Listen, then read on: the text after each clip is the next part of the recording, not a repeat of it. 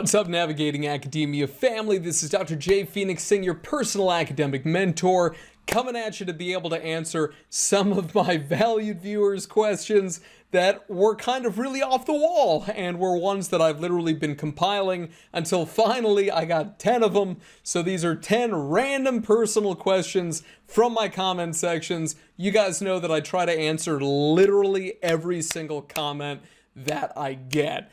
And so I really care about you guys. I spend my time on the channel because I love it. And I really love mentoring people one-on-one or answering your questions regardless of where you are in your career. You can feel free to book a session with me down below if you want help in terms of putting together your grad school application materials. You want an objective but critical eye on the stuff that you've been putting together, your personal statement and so forth. I help people with their applications, whether it be to applying to a Fulbright Scholarship or a Rhodes or a Marshall or a Gates or a Churchill, you name it, and a variety of other services as well. So you can feel free to hit me up below. Would love to be able to book some sessions with you guys.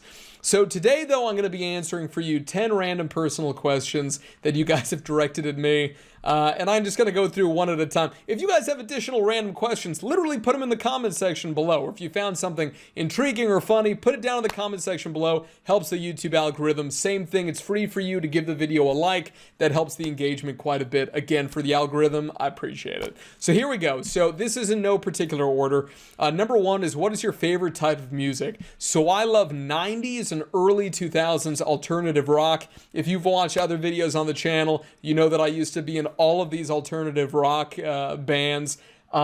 First one that I was in, I was 19, I think. And then I was in a whole bunch of bands until I was about 22 or 23. I think more like 23. So for like those 4-ish years, I was in all kinds of bands. All of them alternative rock bands, though. Some did originals, some did covers. I used to have really long hair. I used to wear fingerless gloves and wear skull shirts. And I used to wear this around when I was at Oxford in grad school. Pretty sure the folks there didn't exactly love that, but I still love that music today. The memories or whatever that come back are always very positive whenever I hear that music. So if you hear me working out of the gym, it's either EDM type stuff, so like Steve Aoki, you know, Bloody Beetroots type stuff, or I'm a really big fan of alternative rock music of all kind. So that's number one. Number two, how do you spend your free time? I try to go to the gym every single morning, talk to Daria a whole bunch. I make these videos for you guys. I love to work. It's something where it doesn't really feel like work to me most times. What I dislike is, ironically, writing and reading when it comes to academia, which are essentially the two things that you have to do, right? So when it comes to developing manuscripts, what I found is that what I'm most passionate about reading and writing about is actually the publication process, as opposed to publishing myself these days. I've written 5 peer-reviewed books, right, edited books, and I have also published over 80 peer-reviewed articles and book chapters and all that great stuff that you're supposed to do. I've already become a tenured full professor. I've gotten as high as I can go in academia. It doesn't make sense for me to spend a huge amount of time building my field forward when there's so many amazing people doing it. And I have found an adjacent field that has greater relevance to more people, which is gerontology, to really delve deep into. And so because of that, instead of writing new manuscripts up, as well as kind of copy editing existing manuscripts, I still put out a few new papers every single year. Recently, I've been putting out about a book a year, which is like a crazy frenetic pace, but only on topics that I'm really passionate about. And I love bringing people who are kind of unsung heroes of the field, or people who are from kind of underserved communities, and bringing them in. People who really haven't gotten an opportunity for whatever reason to shine. I like those people to shine. There's no need for me. Nobody in their right mind is going to be like, you know, those first 4 books by Dr. Singh, I wasn't sure, but the 5th book, now I like that guy, right? I also don't care. So it's one of those situations where I'd much rather have somebody whose entire career is in academia benefit from the publications that I'm working on, if any, right? So I would say that that's how I spend my time. And also the big thing that I do is kind of these consults with you guys, and then running Publication Academy, which I'm the executive director of. If you're not familiar with Publication Academy, it is the greatest thing I've worked on in my entire life.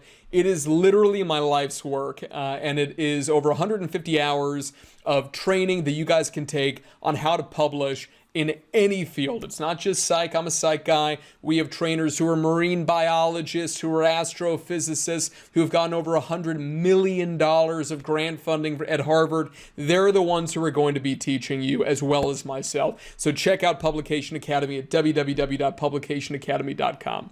I enjoy traveling as well. I've got this epic bucket list of stuff that I'm looking forward to doing. So that really is what I like to do. I also run a men's ministry. I love doing church stuff. That's just me. I enjoy doing it. Okay, so that's that. Number 3, how do you get your positive energy? I like to say that there are 2 kinds of people on this earth who smile. The first is the type where the smiling comes from naivete, right? So it's lack of experience, lack of maybe some really severe bad things happening in their life. And so they smile, but the smile and the happiness comes from kind of a lack of experience. And to be honest with you, I was probably that kind of guy, like before, I would say in like my teen years maybe. And then life really started kicking me in the teeth pretty hard in my early 20s and continued to do so until the present day. And when that happens, you realize that the second kind of person who smiles is the kind of person where life has kicked them in the teeth enough to know that you have a choice in terms of how you view this world and how you view life. And smiling, even though it's an option, is something that is very courageous because the world is a very difficult place to be in. And there's a lot of things that are working against your personal happiness, your personal sense of contentment. So to smile in the face of that, I perceive to be a very courageous act. Never let anybody tell you differently. So that's what I would say about that one. And that's really where my positive energy comes from. It is a desire to be able to give back, to be able to leave a legacy for my kids, for your kids, and to be able to serve a previous version of myself. Next question, where did I get that cool red couch? I got it on Wayfair. It's a Japanese couch. It is the least comfortable couch of all time. I do not recommend buying that couch. God bless the people who made that couch. You gotta stop manufacturing it. It looks badass. It is so uncomfortable. So that's the next one. I had that thing for years. It's so uncomfortable. Next one, what's your favorite country that you've lived in? That's a really tough one. My favorite country is the United States. I would say that when I was growing up, I wasn't the most patriotic guy. Not for any particular reason. It's just that I thought that, like the world is out there and I need to go and explore. So then I moved to Germany and then I moved to England and then to Norway and then to Switzerland and then to Israel. And then I was back all over the US, especially on the East Coast. And I can tell you that I would say that there are places that have more natural beauty, like maybe a Switzerland. I would say that there are places with like the culture or whatever is so engrossing, like in Germany, for example, or are very spiritually fulfilling, for example, living in Israel. But just my general finding is that the U.S., the people are amazing.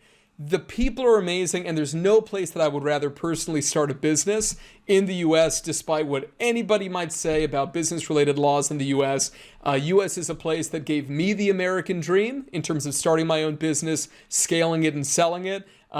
It gave my father the American dream. It is a beautiful and amazing place, and it's massive, and there's really something for everybody here.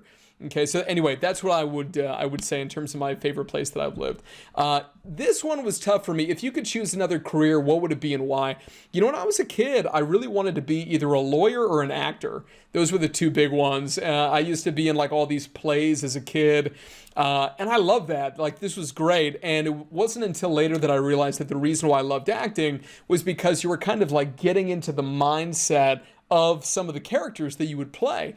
And so that's the honest reason why I got into psych, along with the fact that when I was 12, I watched this one movie and there was a child psychologist in it. And I remember asking my mom in this crowded movie theater, "That's a job?" And my mom was like, "That's a child psychologist." And I was like, "I'm going to be a child psychologist." And that's the honest reason.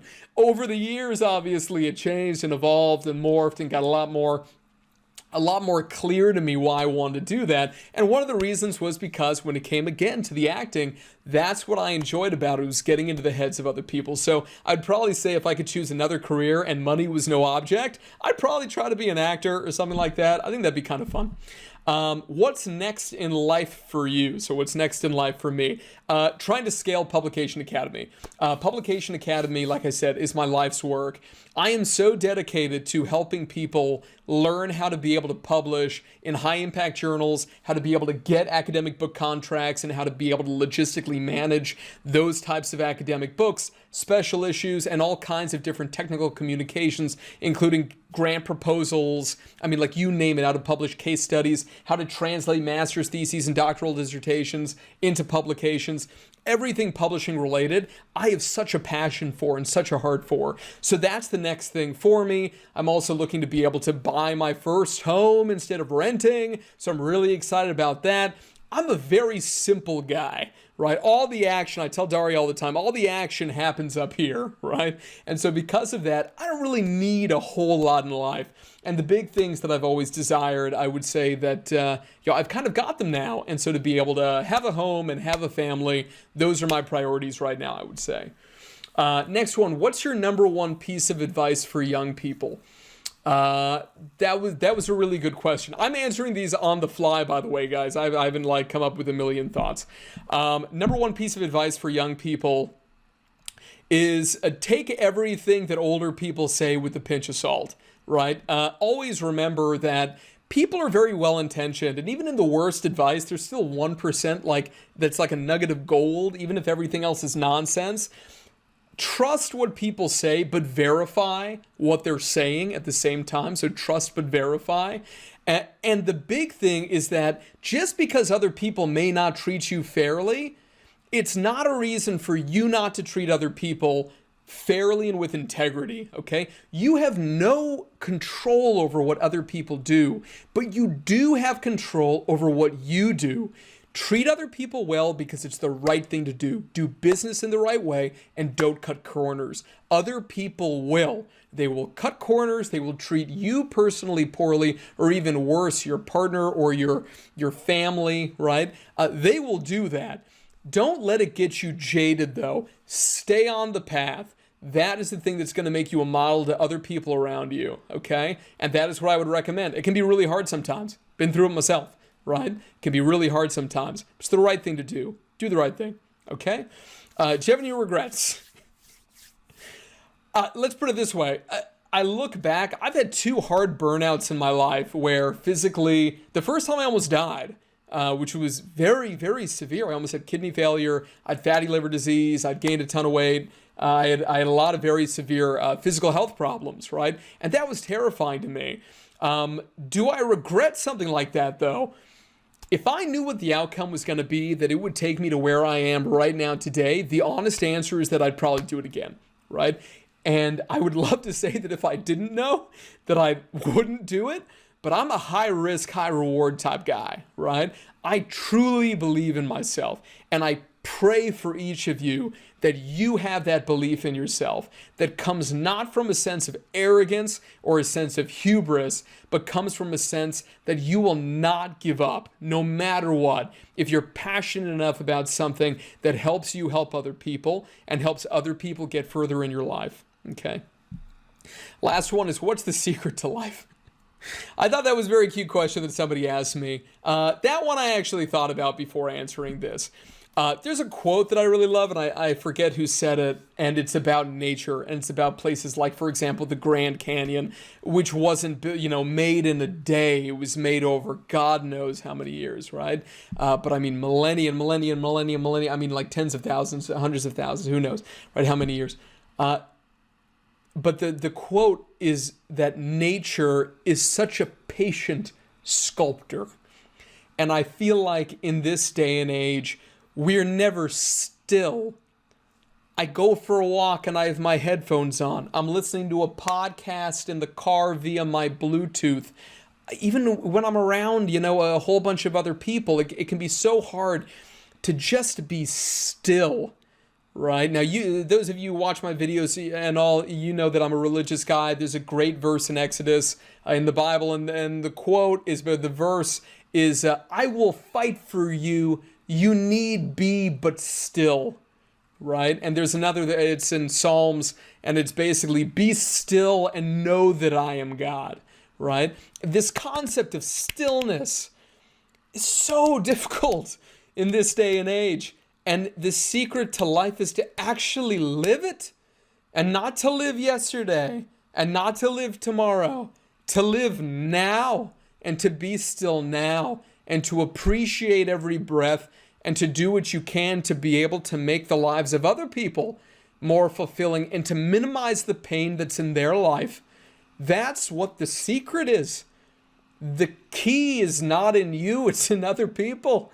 And to help them get what they desire and what they want. And along the way, you're going to find that you get what you want as well. And yeah, maybe that's something in terms of, material things or a nice watch or whatever it is. But most likely, it's going to be a deep sense of fulfillment and what I call sustainable joy. And that's what I pray for all of you. So those are my 10 random personal questions, or my answers to those 10 random personal questions. So I hope you guys have a wonderful day. Feel free to keep them coming. I'll keep the answers coming too. Have a great day. Peace.